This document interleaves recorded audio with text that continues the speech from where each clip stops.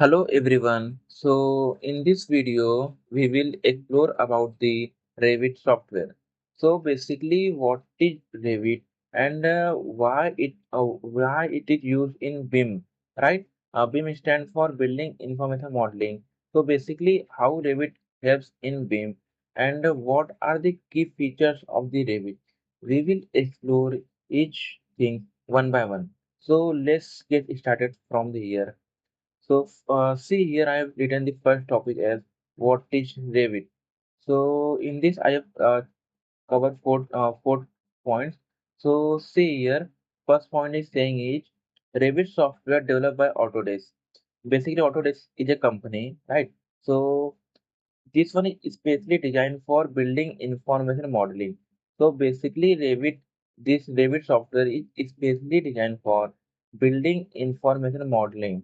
Uh, so now, next point is it is widely used in architecture, engineering, and construction.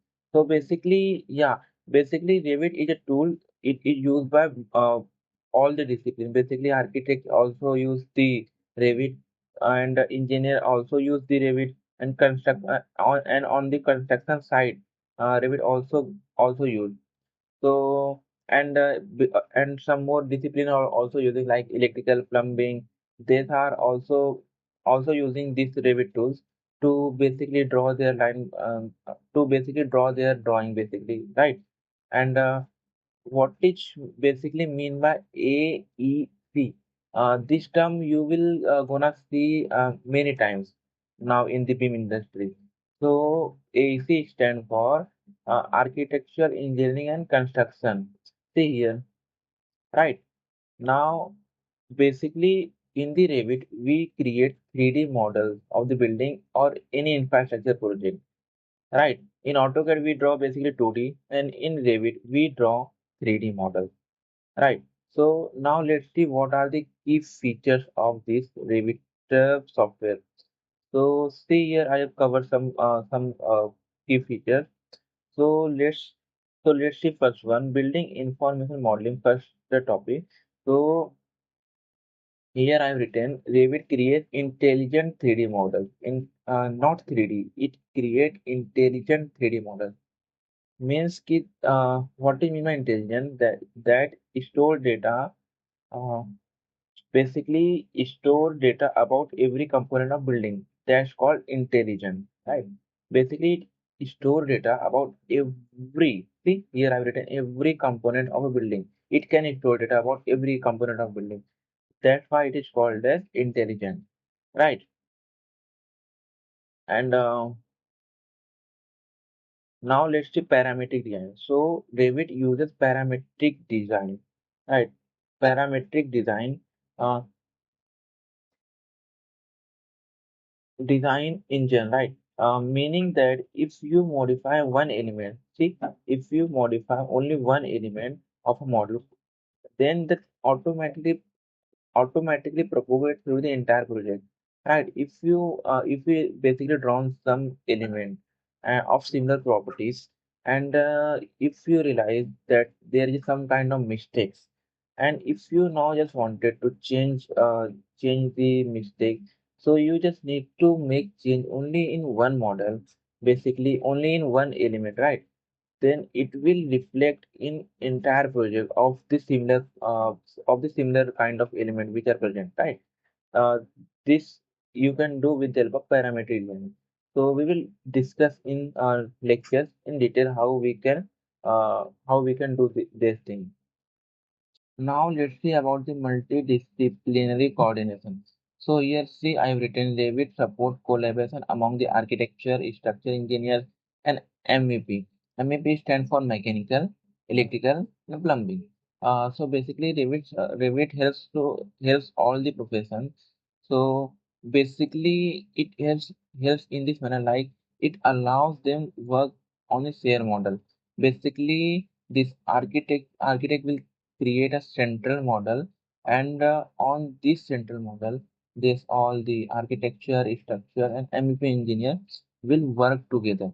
So basically uh, in this way any kind of clashes or any kind of problem will occur in the drawing, it will give a alarm because we all are working on a shared model, right? So you will get to understand when we come in the basically clash detection part, right? So now let's see about the documentation and scheduling. So basically, it automatically generates construction document like floor plan, sections, elevation, schedule, and directly from the 3D model. So here I see in the first point I have written Revit create a intelligent 3D model. That's why we called it as intelligent uh, because it store data of every component of building, and further it creates a drawing, basically see automatically generate construction document like floor plans, right? And now let's see about the visualization tools. So include tools for rendering and visualization, enabling users to create realistic representation of building before construction began. Basically, uh, it will model a building in such way that you can just see the realistic representation of the building. All right. So now let's see this this point. Beyond geometry, Revit stores important database about each element we see on the above in the first point. Example: material, type, dimension, cost, performance, characteristics. In this manner, this data is stored basically of each element. Basically, this Revit software. So this data can be used for analysis, construction planning, cost estimation, and facility manager. So basically, this data help you to basically analyze on the site. You can just plan your construction, how you can just work, how you can just order material, and what will be the cost of material. And later, the facility manager. Facility manager means later once the building is developed, then you need to allot building infrastructure, whatever is developed, then you need to allot a facility manager, basically a engineer to that particular site who will looking this particular structure, uh, right? So he will have if this kind of data, then basically he can manage the building properly. If any kind of component fail, so he can refer basically uh, who has basically installed this particular material, and what is the dimension, what is the contact number. So it all kind of data present in this basically BIM software, basically in the intelligent BIM, right? So in this way you can just take data from there, right? Now see why use BIM. So, improve collaboration with cloud-based collaboration like tools like BIM 360, tools like BIM 360. We will see what is BIM 360 later, and Revit. Collaboration tools like BIM 360 Revit makes it easier for teams to work together no matter where they are. Basically, here I told you now that all the discipline work on a central model created by architects. So that's the point here I have written. Basically, it improve the collaboration. So any kind of mistake, any kind of basically clashes will occur. If happen, then it will give alarm. So in this way, it improves the collaboration. So Revit ensures that entire design and construction process is more accurate because of real time update and consistency across the disciplines. Basically, Revit help you track. Once you done with this, then you can just track your basically construction process, right? Why it is delaying? Not with the help of Revit, with the help of building information modeling. If I say more accurate, it will provide how your project is moving and where it is lagging with the help of basically build BIM in BIM software. BIM process, we can say.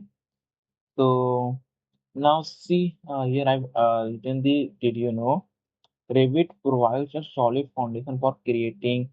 See, Revit provides a solid foundation for creating, right? For creating architecture and MEP design structure also.